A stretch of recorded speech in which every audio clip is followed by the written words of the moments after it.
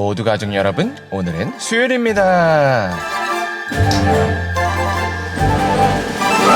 인터넷을 보면 젊은 나이에 큰 부를 이루어서 자신의 부를 과시하는 사람들이 있죠. 그러면 우리는 언제 저렇게 되나 라고 부러울 때가 있는데요. 그런데 오늘 시편은 이를 부러워하지 말라고 하죠. 그렇다면 그 이유가 무엇일까요? 그 답이 바로 오늘 본문에 있어요. 그래서 오늘 묵상을 잘 들어보시면 돈이 주는 환상을 부러워할 필요가 없는 이유를 아실 수 있을 거예요. 그러면 오늘도 묵상에 잘 참여해 주시고요. 꼭 댓글로 무엇을 느꼈는지를 나눠주세요. 그러면 오늘 시편을 한 절이라도 암기하는 것 잊지 마시고요. 오늘 본문인 시편 49편 듣고 올게요.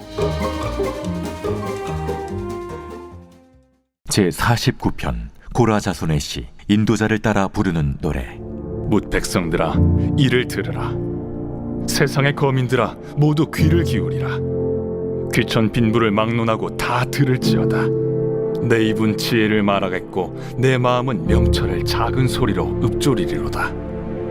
내가 비유에 내 귀를 기울이고 수금으로 나의 오묘한 말을 풀리로다. 죄악이 나를 따라다니며 나를 애워싸는 환난의 날을 내가 어찌 두려워하랴. 자기의 재물을 의지하고 부유함을 자랑하는 자는 아무도 자기의 형제를 구원하지 못하며 그를 위한 속전을 하나님께 바치지도 못할 것은 그들의 생명을 속량하는 값이 너무 엄청나서 영원히 마련하지 못할 것임이니라.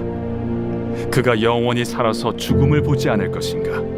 그러나 그는 지혜 있는 자도 죽고 어리석고 무지한 자도 함께 망하며 그들의 재물은 남에게 남겨두고 떠나는 것을 보게 되리로다.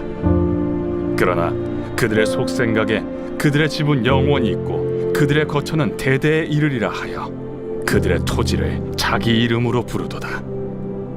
사람은 존귀하나 장구하지 못하며 멸망하는 짐승 같도다. 이것이 바로 어리석은 자들의 길이며 그들의 말을 기뻐하는 자들의 종말이로다. 그들은 양같이 스올에 두기로 작정되었으니 사망이 그들의 목자일 것이라. 정직한 자들이 아침에 그들을 다스리리니 그들의 아름다움은 소멸하고 스올이 그들의 거처가 되리라.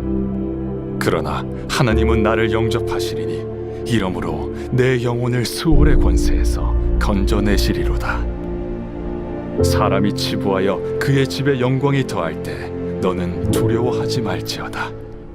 그가 죽음에 가져가는 것이 없고 그의 영광이 그를 따라 내려가지 못함이로다. 그가 비록 생시에 자기를 축하하며 스스로 좋게함으로 사람들에게 칭찬을 받을지라도 그들은 그들의 역대 조상들에게로 돌아가리니 영원히 빛을 보지 못하리로다. 존귀하나 깨닫지 못하는 사람은 멸망하는 짐승 같도다.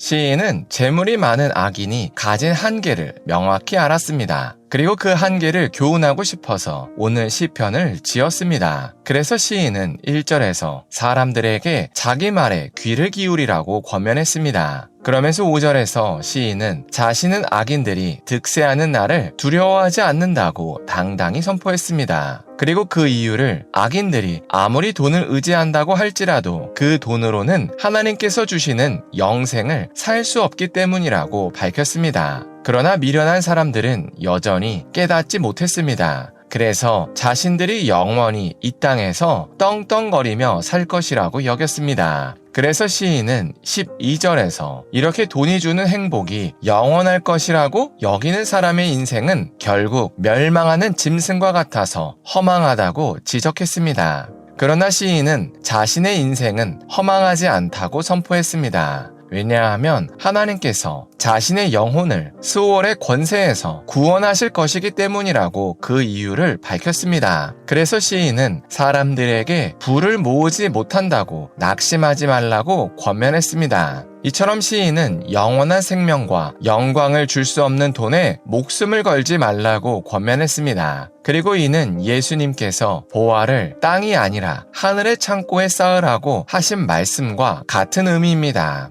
예수님은 부자 왕이었던 솔로몬 왕이 입은 옷의 영광이 들판에 있는 꽃보다 못하다고 말씀하셨습니다. 그리고 그 이유를 목숨이 의복보다 중요하지 않기 때문이라고 밝히셨습니다. 이는 부를 의지하는 인생이 얼마나 허망한지를 지적하신 말씀입니다. 그래서 우리도 오늘 시편의 가르침에 주목해야 합니다. 왜냐하면 돈이 영원한 만족을 줄 것이라는 유혹이 너무나도 크기 때문입니다. 그래서 참된 그리스도인조차 돈의 유혹에 너무나도 쉽게 넘어집니다. 그래서 예수님의 말씀대로 하늘의 창고에 보화를 쌓다가도 가끔씩 좌절합니다. 왜냐하면 우리와 비슷한 나이에 큰 부를 이뤄서 그 부를 자랑하는 사람들을 인터넷에서 종종 만나기 때문입니다.